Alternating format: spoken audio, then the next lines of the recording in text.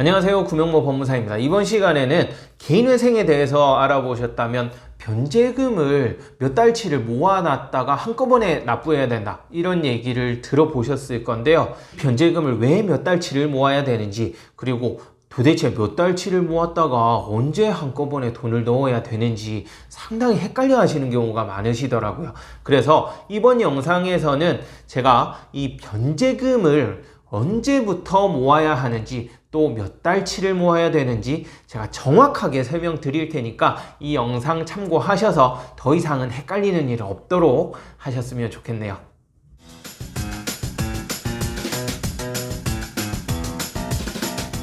개인회생 변제금을 몇 달치를 모아야 되는지, 언제부터 모아야 되는지에 대해서 확인하기 위해서는 이 개인회생 변제금을 언제부터 납부하는지를 먼저 확인해야 됩니다. 이 변제금은 언제부터 납부하느냐 하면요, 개인회생을 신청하는 시점부터 납부하는 것이 아니에요. 개인회생을 신청한 시점에서 90일이 지난 날부터 변제를 시작하는 거예요. 예를 들자면 1월 1일 날 내가 개인회생을 접수했다. 그러면 90일 이후인 1월 말, 2월 말, 3월 말, 대략 3월 말쯤 되면 90일이 지나겠죠. 그래서 이 3월 말부터 돈을 갚아가는 거예요. 이 3월 말이 1회차 변제기일이 되는 것입니다. 이 3월 말부터 36회를 납부하는 거죠. 그래서 1월 1일 날 내가 개인회생을 접수했다 하면 1월 말, 2월 말, 3월 말까지는 변제금을 전혀 납부를 안 합니다. 그러면 이 3개월 동안은 어떻게 하느냐? 채권자들한테 이자를 내야 되는 거냐? 이런 질문을 하시는데요. 채권자들한테 이자를 내는 것도 아니에요. 그러면 3개월 동안은 내가 수입이 있으면 써도 되고, 그 수입을 미리 모아둬도 됩니다. 가급적이면 추후 변제를 시작하게 되면 생계비가 부족해질 테니까 변제금을 미리 조금씩 모아두는 것이 좋겠죠. 그래서 다시 한번 말씀드리면 1월 1일 날 접수했다고 가정했을 때 3월 말경부터 변제가 시작이 돼요. 그러면 돈은 왜 모으라고 하느냐? 3월 말일쯤 변제를 시작한다고 했지만 3월 말일쯤에 내가 변제금을 납부할 계좌번호가 안 나오는 경우가 있습니다. 통상적으로 이 계좌번호는 개인회생 개시결정이 났을 때 이 개시결정문에 변제금을 납부할 계좌번호가 함께 나오거든요.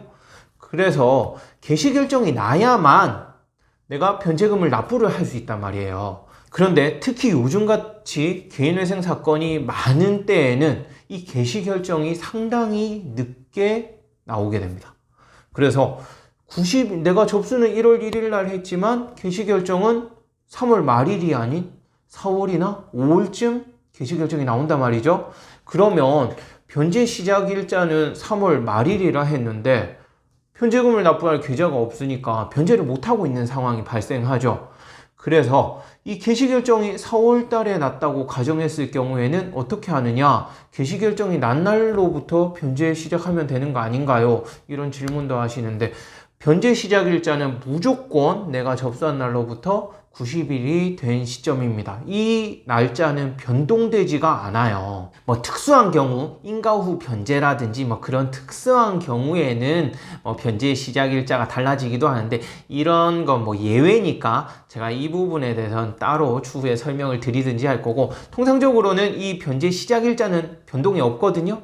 그렇기 때문에 3월 말일부터 변제금을 모아 두셔야 된다, 이 말입니다.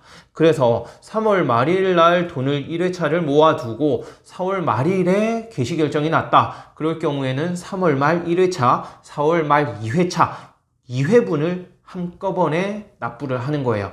5월 달에 개시결정이 났다. 그러면 3월, 4월, 5월 3회분을 동시에 납부하는 겁니다.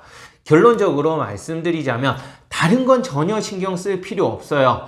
개인회생을 맡기면 그 대리인 사무실에서는 당연히 개인회생을 접수한 그날 사건 번호와 함께 변제를 시작하는 날짜를 안내를 하도록 되어 있어요.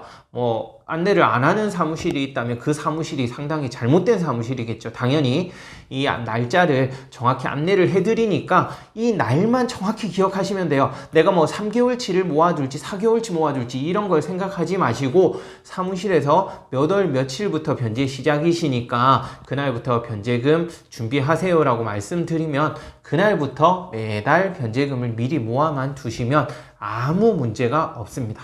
그러니까 변제금을 몇 개월치를 모아두는지는 이번 영상 보셨다면 당연히 이해를 하실 수 있을 거예요. 그리고 제일 중요한 것은 사무실에서 알려주는 날부터 그냥 준비하면 된다. 이렇게 이해하시면 되겠습니다. 네, 이번 시간에는 개인회생 변제금을 몇 달치를 모아야 되는지를 설명드렸는데요. 이 영상 보셨다면 더 이상은 헷갈리는 일 없으실 거라고 생각됩니다. 네, 끝까지 시청해 주셔서 감사하고요. 구독, 신청, 좋아요 꼭 부탁드리겠습니다. 감사합니다.